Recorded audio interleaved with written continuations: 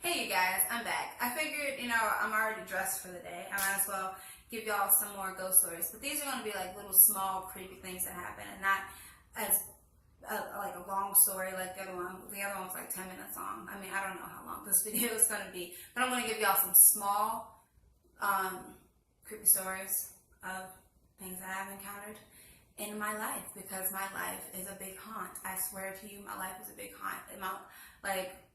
I don't get it, but like I said, it's entertainment to you guys.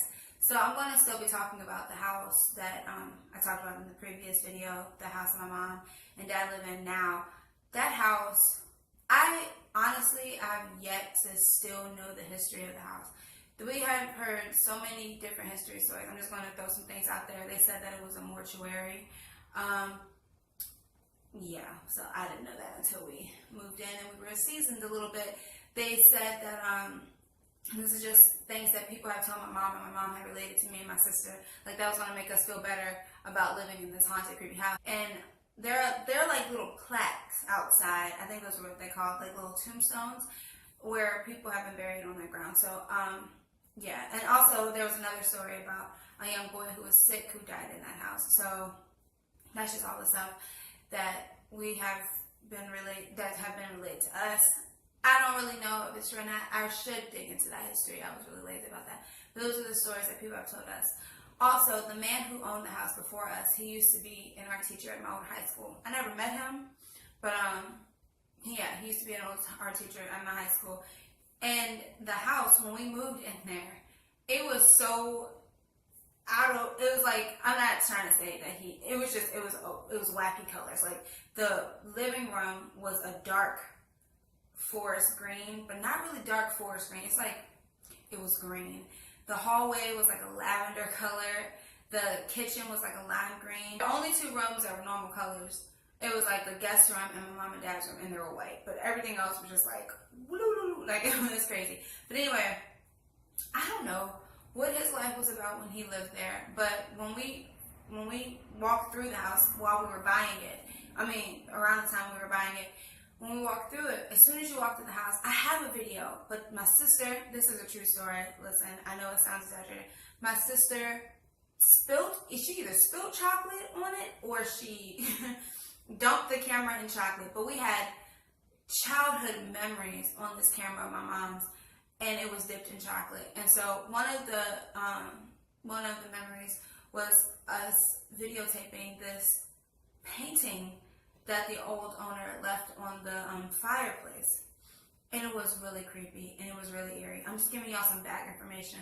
The creepiest photo in the world. I don't remember what we did with it, but I know we did something with it, or maybe we gave it back to him. I never seen the man, never even seen him like exchange information with my parents. The painting was of a mother, I want to say, and she was holding a child. But she was very thin, and her kid was thin. The kid was so thin that the stomach was sucked in. Like, you could see the ribs, and then there was, like, no stomach. I don't know how to explain it. She was very thin. And where her eyes were supposed to be, and this sounds crazy. I don't know why people who would hang this up on their fireplace, where her eyes were supposed to be was a black socket or a black hole, or, blackness in this area, and it was very exaggerated. And same with her child, he or she, I'm thinking it was a boy, had, black hole sockets. It was the weirdest picture in the world. I don't know what his life was about, but that was that. So, yeah, that's a little back information for this house. Weird stuff would happen at the house. Like, for the first couple of months, to make myself feel better, I would say that hobos were living there with us. I know that's a really offensive word, I'm sorry, but I would say that hobos were living there with us because I didn't want to believe that. Honestly, let me tell you something. This isn't the first time that we lived in a haunted house. We had almost every place that we lived in was haunted. We didn't move around a lot, but we moved around a substantial amount of times, and I don't know if it was the houses or if it was us, to be honest. I'm just going to be real right now. But I did not want to believe that yet again we had moved into a house that had history. that wanted to manifest itself. I go to Richmond almost every weekend because my family lives up there in Richmond. We would go see them, and my mom is a stickler when it comes to the lights in the house because the house is so huge. She's like, cut the lights off. My mom likes to sleep in pitch black. Every light in the house will be off when we go to sleep. I would have to cut my light on, or I would, sometimes I have to pee in the middle of the night. I would not, okay, because the house is pitch black. So when we're going to Richmond, we cut off all the lights. We would come home, and it happened numerous amount of times. We would come home, no exaggeration, every light in the house would be on. Every time we left, every light in the house would be on. And it came to the point where I was like, okay, we're not forgetting to cut these lights off like that. And I can understand one light, like the bathroom or the kitchen, but we're not forgetting to cut off every light. Like, it was creepy. Me and my sister are like, Mom, let's move out. Like, we don't need to stay here. This is too much. So anyway, that's just one occurrence. So, yeah. So I don't remember where we had gone or why I was coming back home, but I ended up on the porch. It was the middle of the night. The porch is, how the porch is set up is you have a front porch, and then it breaks off. Well, it doesn't break off at the left. Front porch, and then it goes off on the side of the house. So it's like a roundabout porch. And on the side of the house, where the side porch is, you have a tree. It's like a whole bunch of yard over there, and then there's a gate separating us from land that isn't ours, and trees back there, and then you have a tree that's like right beside the gate. So that's in our yard. There's a tree. So it's dark outside, and I don't know if I want to tell the story. So it's dark outside, and I get up to the porch, and I grab my key, and I'm about to enter the house, but something catches my eye. I'm just going to pretend like this is the front door, and that's the side of the house. I hope that's not confusing. And I look over there, and I see a silhouette of, I want to say, a man. I don't know. It was standing right beside the tree. It was glowing white. It wasn't glowing white, but it was a white silhouette. Kind of buff, kind of stocky. Like, it was a man's figure, or a buff woman, if you want to say it, but there was no face. There was no body features. It was only a body silhouette of a person standing beside the tree. So I'm thinking in my head, Tiara, you might need glasses. What are you seeing? So I'm squinting, and I'm looking, and I'm squinting, and I'm looking, and it never moved. It just stood there, arms aside, its legs just standing there. I don't want to tell this story anymore. Started, might as well finish. It was just standing there, and I'm looking, and I'm squinting, I'm looking and skinning, because I'm like, I don't know what this is. So that looking and squinting lasted about 15 seconds. I don't know why it didn't click in my head. I just really didn't want to believe that I was seeing. I didn't want to believe that I was seeing something unworldly. I don't know how else to describe it. I did not want to believe that I was seeing a ghost standing beside a tree that's not even that far away from my house with all of this crazy stuff happening. So I start to panic, and I'm like trying to unlock the door, but I'm shaking, and I'm trying to unlock the door, and I'm shaking, and then finally, and I'm looking in the corner of my eye, and it's still there, like not moving, nothing. And so I finally get in the house, and it's over, and it's done, and it's over. So, we're weirdos. Although we're very haunted people, we like to talk about ghost stories. Like, that helps the situation. So one day, me, my boyfriend, and my sister, we were talking about our ghost experiences and stuff, and we were telling my boyfriend how haunted the house was. But before I mentioned, the story, my sister had a story, and she was talking about how one night she had saw a figure beside the same tree that I saw the figure. Now, the difference between her figure and my figures was what she saw was a dark black shadow, and I saw a white shadow. So I'm sitting there, and I'm listening to her story, and I was like, Tyra, did I ever tell you? I said her name. I was like, Tyra, did I ever tell you about what I saw? And she's like, I don't know what you're talking about, blah, blah, blah, blah. And I'm racking in my brain, like, I must have told her this.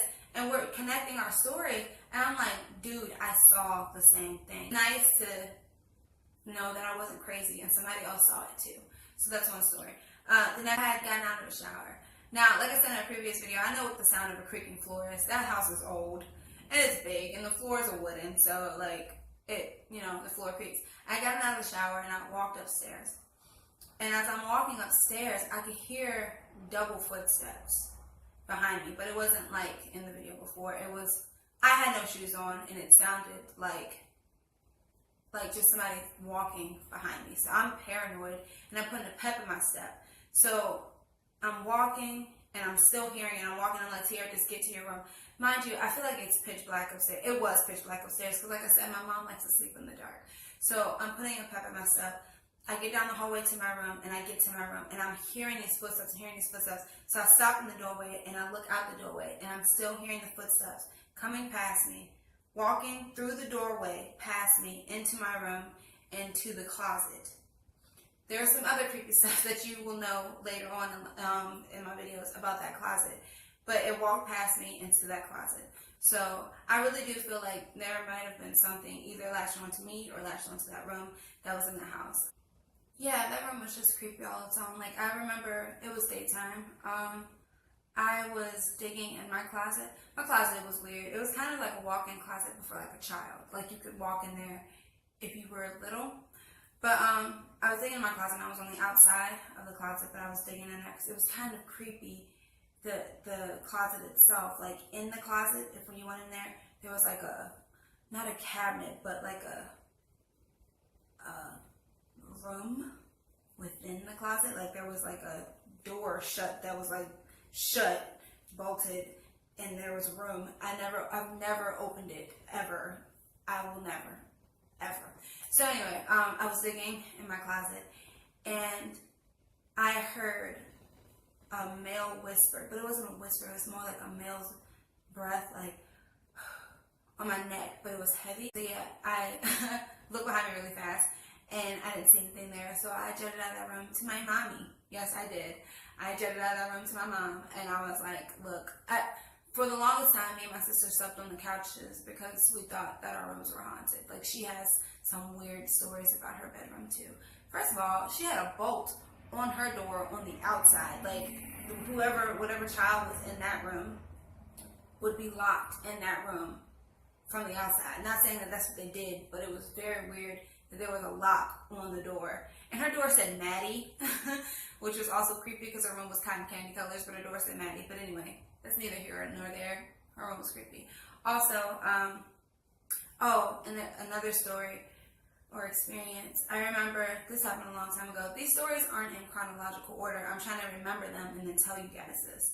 I actually cut the camera off, and then I realized that there were more stories I wanted to tell. So I remember me and my sister were sitting downstairs, and we were just talking like girls do. We were just having a conversation, and then we look at each other, and we're like, because in the distance, we could hear a piano. Now, I have a keyboard. At the time, I have a piano there now. It's like a big piano. But at the time, I only had a keyboard. And this keyboard wasn't plugged up. I don't even think it was working. The keyboard you see in the back, that's the keyboard. And I didn't have a cord for it. It wasn't plugged up. It was not on. But we're hearing a piano, and it was a beautiful song. And so it wasn't like loud, like there was a band going on, but there was every ghostly sound we heard was faint. Like, it was in a distant memory. Like, it was kind of poetically artistic, beautiful, creepy. Like, it was just faint, but we could hear a song clear as day. So I'm looking at her, and she's looking at me, and we go upstairs. So I'm like, maybe it is my keyboard. We go up there. My keyboard, I feel like it was on the wall like that. Like, it was neither here nor there. There was no way that was my keyboard. We can hear the song. So this happened multiple times. At one point, my sister and my mom thought I was playing tricks on them, and they thought that I was playing piano, and you're trying to pretend like it's not you. You know, we know the house is haunted, blah, blah, blah. Why are you doing this?